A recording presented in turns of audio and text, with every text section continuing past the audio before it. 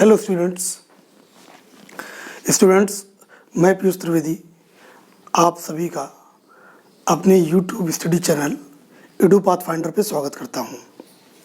Students, मैं आज एक शुरुआत कर रहा हूँ स्पेशली अपने उन स्टूडेंट्स के लिए जो टेट की तैयारी करते हैं। और चूँकि जैसा मेरा जो बेसिक सब्जेक्ट है रीजनिंग का, तो उसके रिगार्डिंग मैंने आपके लिए एक टेस्ट सीरीज़ बनाने की कोशिश की है, जिसमें मैं per day 5 most important questions को डिस्कस करूंगा। और ये धीरे धीरे जो आपके अपकमिंग एग्ज़ाम है उस एग्ज़ाम तक ये आपको लगातार प्रतिदिन प्रोवाइड होते रहेंगे। आप जब इन क्वेश्चंस को देखोगे और करोगे तो ये ज़रूर आपको एहसास होगा कि प्रश्नों को बिल्कुल ध्यान में रख कर के मैंने बनाया है कि हर टॉपिक से लगभग क्वेश्चन आ जाएं। उनके स्टैंडर्ड का भी मैंने ध्यान रखा है। अब आपको सबसे पहला काम ये करना है कि ये पर डे क्वेश्चंस की जो सीरीज़ है 5 क्वेश्चंस की, वो आपको मिल सके तो उसके लिए आपको सब्सक्राइब करना पड़ेगा मेरा चैनल। और उसके बाद में लाइक और अनलाइक का मामला तब है जब आपको ये वाकई में लाइक लगे, अदरवाइज आप अपना रिएक्शन दे सकते हैं जैसा भी हो। अगर अच्छा लगता तो ही लाइक करें। मेरा सिर्फ ये कहना है कि आपको करना क्या है। मेरे इस वीडियो लेक्चर में सबसे पहला काम आप करोगे, इस आपकी जो स्क्रीन है वीडियो की उसका स्क्रीनशॉट लोगे और सबसे पहले ये जो 5 क्वेश्चंस है इनको आप सॉल्व करोगे। सॉल्व करने के बाद में फिर आप मेरा वीडियो देखोगे सॉल्यूशन के लिए। तो सबसे पहला काम आप लोग स्क्रीनशॉट ले लो।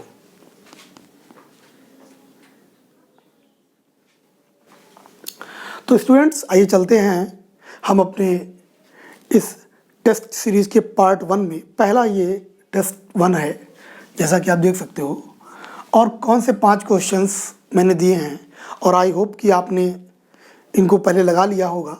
और मैं डिस्कस करूंगा कैसा अनुभव रहा आपका इन क्वेश्चंस को लगाने का, किस तरह की आप हेल्प चाहते हो। ये सभी बातें आप मुझे वीडियो के कमेंट बॉक्स में जाकर के बोलोगे।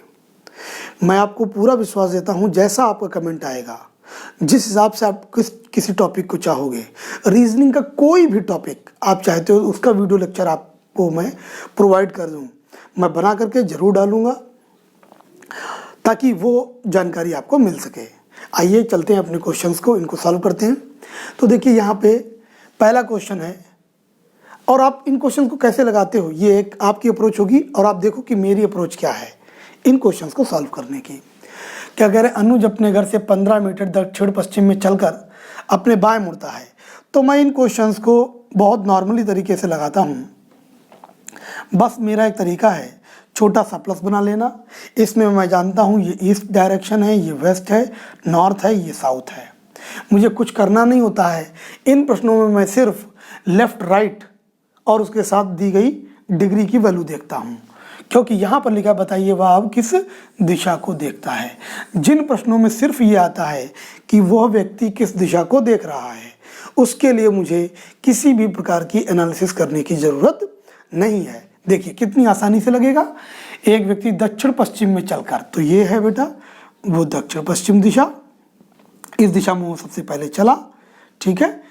अब वो अपने बाएं मुड़ता है तो लेफ्ट बराबर 90 डिग्री लिख लीजिए, क्योंकि कोई भी व्यक्ति लेफ्ट टर्न करे या राइट टर्न करे वो 90 डिग्री ही मुड़ता है, ठीक है। अब आइए चलते हैं, इनका बाएं मुड़ता है और 20 मीटर चलता है। यहाँ पर ये जो डिस्टेंस होती है इसका कोई भी सार्थक वैल्यू नहीं है इन प्रश्नों में जिसमें ये कहा जाए अब वह किस दिशा को देखता है। अब देखना, वो अपने बाएं मुड़ता है, हो गया। वो अपने दाएं 225 राइट ले लीजिए, मुड़ करके इतने चल करके रुक जाता है। बताइए वो आप किस दिशा को देख रहा है, ठीक है। तो क्या करोगे, अगर आपकी विपरीत डायरेक्शंस हैं तो बड़ी डायरेक्शन में से छोटी डायरेक्शन घटा दीजिए, यानी कि राइट के 225 में से लेफ्ट के 90 घटा दीजिए। 5 135, क्या वैल्यू आ गई? राइट 135 डिग्री, और यही आपका आंसर है। इसको राइट 135 घुमा दीजिए, ये आ गया नॉर्थ, और north will be your answer, option C. चलिए और देखिए अगले प्रश्न को देखते हैं। क्वेश्चन नंबर 2 कहता है 36 बच्चों की पंक्ति है, ए अंकुर बाएं से 24 है और दीपक दाएं से 25वां है, बताइए दोनों के मध्य कितने छात्र हैं। तो किसी पंक्ति में जब ये प्रश्न आता है, टोटल नंबर ऑफ पर्सन दिए हों, किसी व्यक्ति की वैल्यू बाएं से और किसी व्यक्ति की वैल्यू दाएं से, और फिर ये पूछा जाता है कि उन दोनों के मध्य कितने व्यक्ति हैं, तो ये बड़ी ही आसानी से लगा सकते हैं। मैं डायरेक्ट करके दिखाता हूँ आपको। Total number of person note कर लीजिए, दो लोगों की जो वैल्यू दी हो उनको देख लो कितना है, इनको जोड़ दीजिए, 24 + 25 36, 5 4 9 2 2 4। अगर दो लोगों का सम 49 टोटल नंबर ऑफ पर्सन से क्या है ज़्यादा, तो क्या करोगे आप, टोटल नंबर ऑफ पर्सन से जो दो लोगों का सम है उसमें से टोटल नंबर ऑफ पर्सन को हम घटा देंगे, ठीक है, और -2, that is your answer, option A. अब देखिए ये जो शॉर्ट ट्रिक्स हैं, ये सारी चीज़ें अगर आपको जाननी है तो इसके लिए आपको मुझे बताना पड़ेगा कि क्या आप रैंकिंग का प्रॉपर पूरा वीडियो चाहते हो जिसमें मैं ये डायरेक्ट ये सारी बातें समझाऊं कि अगर टोटल नंबर ऑफ पर्सन की वैल्यू इन दो लोगों के सम से कम हो जाए तब क्या करते हैं, ज़्यादा हो तो क्या करते हैं। यहाँ पे मैं अभी आपको आंसर बता रहा हूँ और साथ ही साथ वो कैसे लगेगा वो ये भी बता रहा हूँ।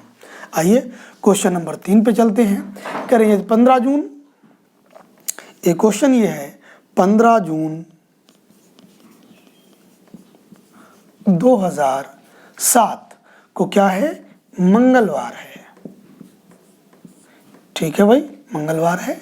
तो बताइए 16 अगस्त 2015 को, ठीक है, 16 अगस्त 2015 को कौन सा दिन होगा।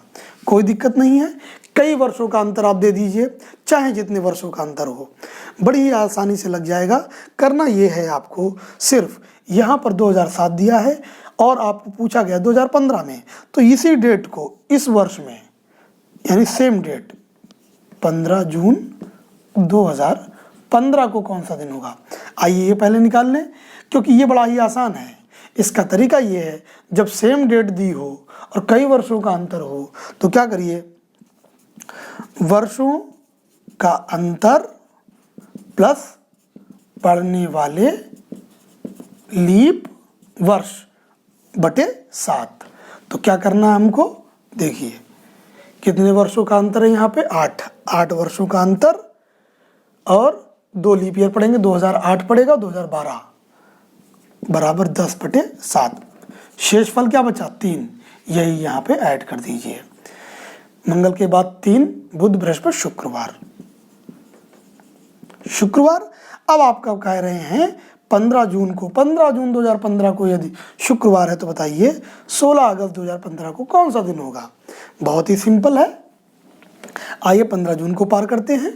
15 जून को पार करेंगे तो यहाँ बचे कितने दिन हैं, 15, क्योंकि जून 30 दिन का महीना, 15 तारीख हो चुकी है। 15 दिन में ऑड डेज कितने आएंगे, भाग दो 15 को 7 से, 7 2 जा 14, 1, यहाँ पर आपका आ गया ऑड डेज 1।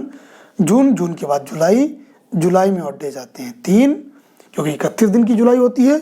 अगस्त में 16 दिन, 7 दूनी 14, कितना बचेगा 2, 3 2 5 1 6।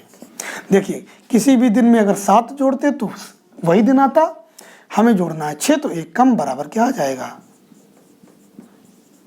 गुरुवार। That is your answer, option B.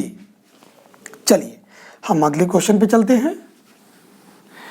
मेरी बात ध्यान से समझना सभी लोग, जितने भी स्टूडेंट्स टेट, सुपर टेट इसकी तैयारी करते हैं या ऐसे भी एग्ज़ाम्स आप दे रहे हैं, जैसे कि बीओ का आने वाला एग्ज़ाम है आगे, उसमें जिसमें रीजनिंग आएगी, उसके लिए अगर आपको मेरी अप्रोच ही अच्छी लगती है तो आपको करना ये है कि मुझे कमेंट बॉक्स में जाकर के बताना है, सर इन टॉपिक्स की आप कंप्लीट वीडियो बना दीजिए, ताकि हम एक बार देख करके सारे टॉपिक्स के क्वेश्चंस को कर सकें। अगर आप इससे पहले पढ़े हैं तो आपको मैं यहाँ पर शॉर्ट अप्रोच बताऊँगा, शॉर्ट ट्रिक बताऊँगा, ठीक है। देखिए राजू ने, अगला क्वेश्चन देखिए, क्वेश्चन नंबर 4। राजू ने गोपाल की ओर संकेत करते हुए कहा, इसकी बहन की माता का पति मेरी बहन की माता का इकलौता पुत्र है।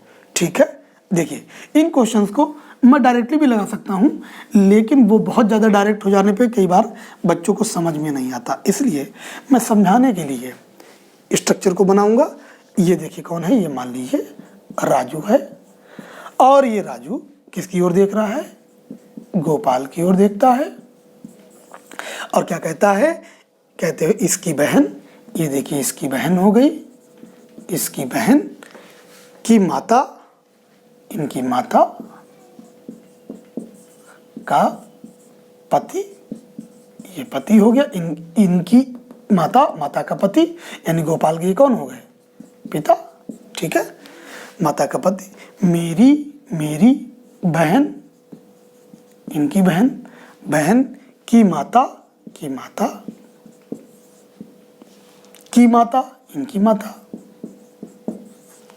का इकलौता पुत्र, यानी यह व्यक्ति कौन है, इनका इकलौता पुत्र है। तो राजू के लिए देखिए पहले ये कौन है, ये व्यक्ति देखो, ये बहन की माता यानी इनकी माता की माता यानी कि नानी। अब नानी का इकलौता पुत्र यानी कि राजू के ये कौन हुए, मामा। ठीक है, अच्छा राजू के पिता का, अब इनके पिता ये है का गोपाल से यानी यह व्यक्ति कौन है, गोपाल का। तो गोपाल के लिए ये है कौन, उसके पिता की ये कौन है, बहन यानी कि बुआ, और बुआ के हस्बैंड यानी कि फूफा बोले तो अंकल। Option A. आइए आगे चलते हैं। लिखा 4 सेंटीमीटर के एक ठोस घन की, देखिए ये आपका क्वेश्चन किससे है, क्यूब से है। ठीक है ना, जहां कहीं पर भी ये आता है ठोस घन क्यूब से, तो क्या है स्थिति मैं बताता हूं। 4 सेंटीमीटर के एक ठोस घन की 2 विपरीत सतहों को काले रंग से तथा शेष सतहों को हरे रंग से रंगा गया। अब इसे 1-1 सेंटीमीटर के छोटे घनों में काटा गया। तो बताइए ऐसे कितने घन होंगे जिनकी केवल एक सतह रंगीन हो, वो भी हरी। हालांकि इसको डायरेक्ट फार्मूले से भी लगा सकते हो, लेकिन मैं पहले समझा दूं। मान लीजिए कि ये एक 4 सेंटीमीटर का ठोस घन है, देखिए, और इसकी 2 विपरीत, इसको काला और नीचे काले, बची कितनी 4, उनको हरे रंग से, और ये रखने के बाद इनको 1-1 सेंटीमीटर में बराबर काटा गया इस तरह से।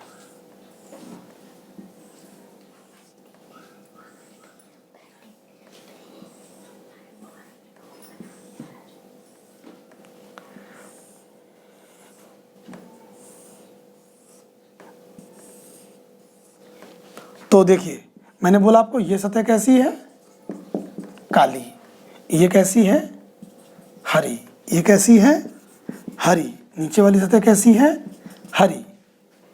ठीक है, अब इन्होंने कहा ऐसे कितने घन होंगे जिनकी केवल एक सतह रंगीन हो, वो भी हरी।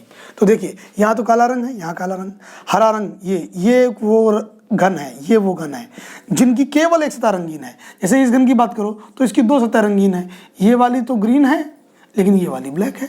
लेकिन ये वाला जो घन है ना, ये वाला केवल एक सतह रंगीन है, और वो भी कैसा है, हरा। ये भी हरा, ये भी हरा, ये भी हरा, ये भी हरा।